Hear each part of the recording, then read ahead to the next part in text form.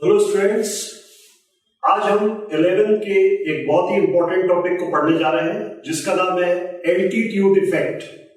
Altitude एक technical word है, आपको और आसानी से समझ में आएगा जब हम इसको बोलेंगे इफेक्ट ऑफ हाइट।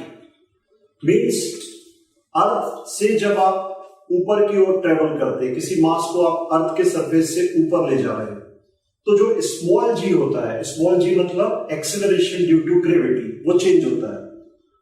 वो बढ़ता है कि घटता है, क्या चेंजेस आते हैं, उसकी स्टडी हम करते हैं एल्टीट्यूड इफेक्ट में। एल्टीट्यूड इफेक्ट समझने के लिए कुछ आपको प्रीवियस जानकारी होना चाहिए, पहले उसमें चर्चा करते हैं।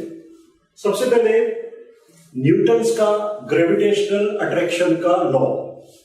न्यूटन ने यह बताया कि दो मास यूनिवर्स में, कोई भी दो मास एक दूसरे को अट्रैक्ट करते हैं और वो जो उनके बीच अट्रैक्शन का फोर्स लगता है वो उनके मास के प्रोपोर्शनल होता है। मींस अगर मास ज्यादा होगा तो वो फोर्स ऑफ अट्रैक्शन ज्यादा होगा और मास कम तो फोर्स कम।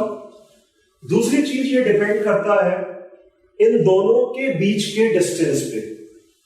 अगर डिस्टेंस को मैं 2 टाइम्स बढ़ा दूं तो फोर्स 4 टाइम्स डिक्रीज हो जाएगा। क्यों? क्योंकि F inversely proportional to R square. If you increase distance 2 times, then force will decrease 4 times. तो अगर आप ये 2 है तो 2 का स्क्वायर मतलब फोर्स 4 टाइम्स कम हो जाएगा। इनको हम कंबाइन करके लिखते हैं तो F equals to capital G m1 m2 upon R square. यहां पे ये प्रोपोर्शनलिटी कांस्टेंट जो है ये कैपिटल G है और कैपिटल G को कहते हैं यूनिवर्सल ग्रेविटेशनल कांस्टेंट। अब यहां पे एक महत्वपूर्ण वर्ड आपको ध्यान में रखना है, दैट इज यूनिवर्सल। हम इसको कांस्टेंट नहीं कह रहे हैं, हम इसको कह रहे हैं यूनिवर्सल ग्रेविटेशनल कांस्टेंट।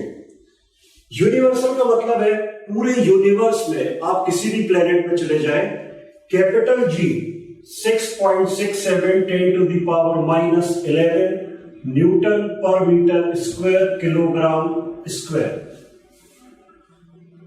तो इसकी यूनिट भी आप निकाल सकते हैं, न्यूटन मीटर स्क्वायर पर किलोग्राम स्क्वायर। इस तरीके से ये वैल्यू पूरे यूनिवर्स में इसकी कांस्टेंट रहेगी, एक सी रहेगी, इसलिए that's why it is known as universal gravitational constant.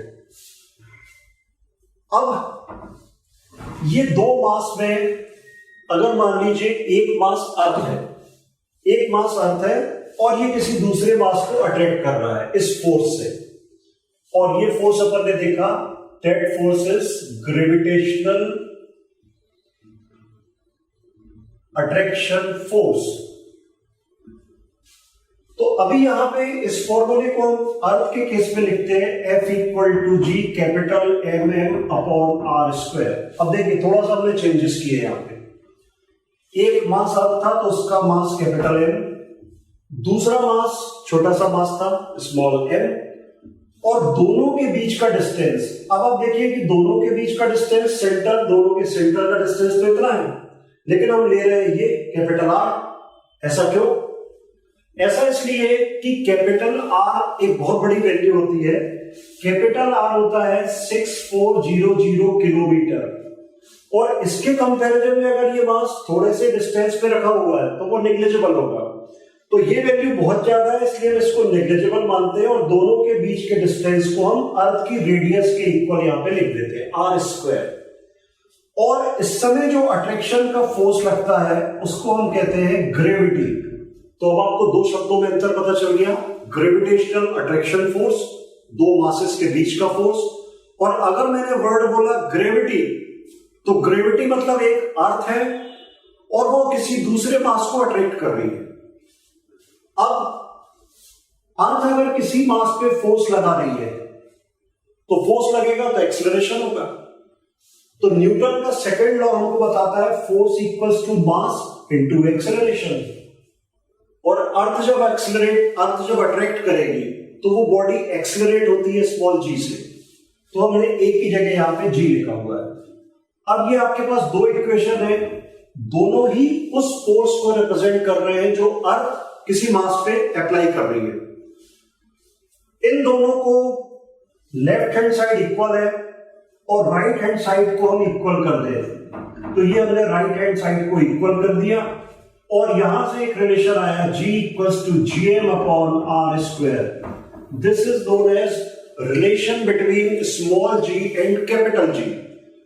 ये जो इक्वेशन है डियर स्टूडेंट्स, आपका ग्रेविटेशन का 60% चैप्टर इसी फॉर्मूले पे बेस्ड है। दूसरी बात, जी और जी के बीच में रिलेशन, स्मॉल जी और कैपिटल जी के बीच में रिलेशन, ये 11th का भी एक बहुत इंपॉर्टेंट क्वेश्चन है।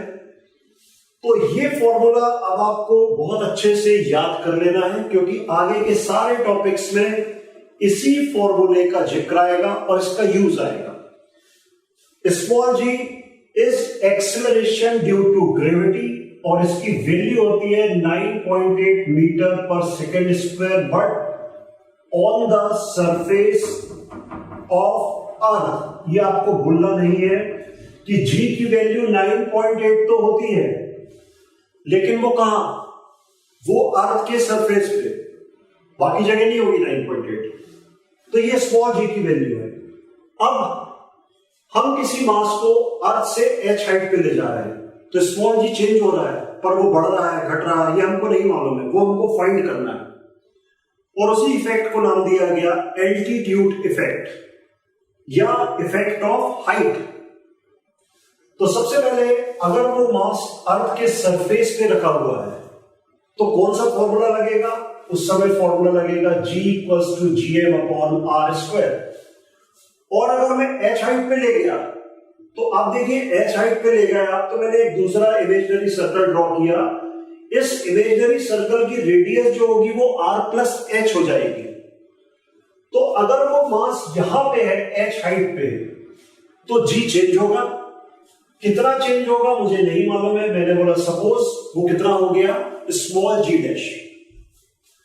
तो ये फॉर्मूला हो गया GM upon R plus H का होल स्क्वायर। अब मैंने R की जगह R प्लस H कर दिया, क्योंकि ये जो सर्कल बन रहा है दूसरा, इसकी रेडियस है R प्लस H। और फिर वही बात, कंपैरिजन मतलब डिवीजन, आपको कंपेयर करना है मतलब डिवाइड करना है। तो आपने डिवाइड किया G dash upon G, GM और GM दोनों में है, वो कैंसिल आउट हो जाएंगे और यहां पे आपको मिलेगा R square upon R plus H का होल स्क्वायर। यहां डिनोमिनेटर से हम कैपिटल R को कॉमन निकालते, बाहर निकालते। तो मैंने इसको बाहर निकाला, G dash upon G R square, R बाहर निकलेगा, ऊपर स्क्वायर है तो R स्क्वायर बाहर निकला, अंदर बचा 1 प्लस H बाय R का होल स्क्वायर, ये हो गया। और अब R स्क्वायर और R स्क्वायर कैंसिल आउट हो गए। इस डिनोमिनेटर को मैं ऊपर ले गया तो ये हो गया G dash upon G 1 plus H by R की पावर -2। क्यों -2? क्योंकि मैं ऊपर ले गया उसको न्यूमरेटर में। तो जब आप ऊपर न्यूमरेटर में ले जाएंगे तो पावर माइनस हो जाएगी, तो ये हो गया -2। अब यहां पे एक बहुत ही महत्वपूर्ण चीज अपन यूज करते हैं जिसका नाम है बायनोमियल थ्योरम। बायनोमियल थ्योरम ये होता है 1 प्लस x की power n equals to 1 plus nx, but when x very less than 1। ये आपको ध्यान में रखना है कि फिजिक्स का कोई भी फॉर्मूला, कोई भी कॉन्सेप्ट आप हर जगह नहीं लगा सकते हैं, उसकी एक कंडीशन होती है। तो बायनोमियल थ्योरम आप तभी अप्लाई कर सकते हैं when x is very less than 1। अगर मैं यहां पे 1 प्लस 3 की पावर 2 कर दूं तो बायनोमियल थ्योरम नहीं लगेगा। क्यों? क्योंकि 3 इज ग्रेटर देन 1। हाँ, 1 प्लस 1 अपॉन 10, 1 प्लस 1 अपॉन 1000, उसमें लग जाएगा बायनोमियल थ्योरम। तो हम चेक करते हैं कि क्या हम यहां पे बायनोमियल थ्योरम अप्लाई कर सकते हैं। तो हम चेक करते हैं। h वो हाइट थी जो कि हम मास को लेके गए थे, और r अर्थ की रेडियस, और अर्थ की रेडियस 6400 किलोमीटर, इतनी ज्यादा, और आप मास को कितना ले जाएंगे 100 मीटर 200 मीटर। तो मतलब ये डिनोमिनेटर बहुत ग्रेटर है न्यूमरेटर से, और जब न्यूमरेटर से डिनोमिनेटर ग्रेटर होगा तो रेशो हमेशा 1 से कम होगा। मतलब हमने चेक कर लिया कि this quantity h by r is very less than 1, और ये हमको परमिट करता है कि आप बायनोमियल थ्योरम अप्लाई कर सकते हैं। तो हमने बायनोमियल थ्योरम यहां पे लगाया, G dash upon G 1 minus 2h upon R, ये लगा दिया हमने बायनोमियल थ्योरम। अब जी डैश, इस जी को हम यहां ले गए, जी माइनस 2hg अपॉन आर। तो अब आप इसको थोड़ा सा मैथमेटिक एंगल से देखिए, एक गणित की दृष्टि से देखिए कि जी में से आप कुछ माइनस कर रहे हैं तो जी डैश आ रहा है। अगर नहीं क्लियर हो रहा है तो आप वहां पे न्यूमेरिक्स पुट कर दीजिए। आप लिख दीजिए 5 माइनस 3 इक्वल्स टू 2। तो 5 में से मैं कुछ माइनस कर रहा हूं तो 2 आ रहा है, मतलब ये 2 लेस होगा 5 से। कॉमन सेंस की बात है ये। तो वैसे मैं यहां देख रहा हूं कि जी में से मैं कुछ माइनस कर रहा हूं तो जी डैश आ रहा है, और ये बता रहा है हमको कि G dash is less than G. Means हमने प्रूव कर दिया कि अगर किसी मास को हम अर्थ के सरफेस से h हाइट तक ले जाते हैं तो एक्सेलरेशन ड्यू टू ग्रेविटी वो डिक्रीज होता है। ये बहुत ही इंपॉर्टेंट हमको कंक्लूजन मिला कि when you travel above the surface of earth then acceleration due to gravity will decreases. अब यहां पे आपके पास एक फॉर्मूला ये आ गया, एक फॉर्मूला आपके पास ये मिल गया है। ये 2-3 फॉर्मूले आ गए आपके पास जो आगे न्यूमेरिकल्स में अपन यूज करेंगे। अगर आपसे कोई ये बोलता है कि अगर आप इस मास को एच हाइट पे ले जा रहे हैं तो जी में परसेंटेज चेंज कितना हो रहा है, कितने परसेंट चेंज हो रहा है।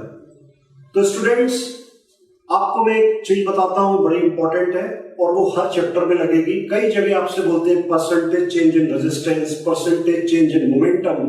तो आप केवल इतना याद रखेंगे, परसेंटेज चेंज मतलब final minus initial upon initial into 100। तो final minus initial upon initial into 100, that is percentage change.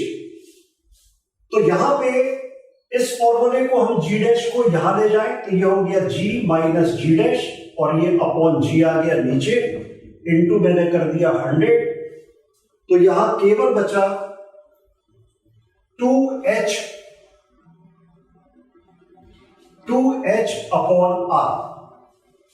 ये देखिए आप, जी इस जी डैश को मैं यहां पे ले गया तो जी माइनस जी डैश, इस टर्म को मैं यहां पे ले आया 2hg अपॉन आर, और जी को उसके नीचे ले गया तो ये आया 2h बाय आर इंटू 100। दोनों तरफ 100 मल्टीप्लाई कर दिया। This is known as percentage change in G. तो अब आपके पास एक इक्वेशन ये है, दूसरा इक्वेशन आपके पास ये है, और तीसरा इक्वेशन आपके पास ये है, जिससे आप आगे के न्यूमेरिकल्स को सॉल्व करेंगे। तो ये थी थ्योरी, एल्टीट्यूड इफेक्ट, और फाइनल कंक्लूजन आप याद रखेंगे कि अगर आप अर्थ के सरफेस से ऊपर ट्रेवल करते हैं तो acceleration due to gravity small g decrease होता है। Thank you very much.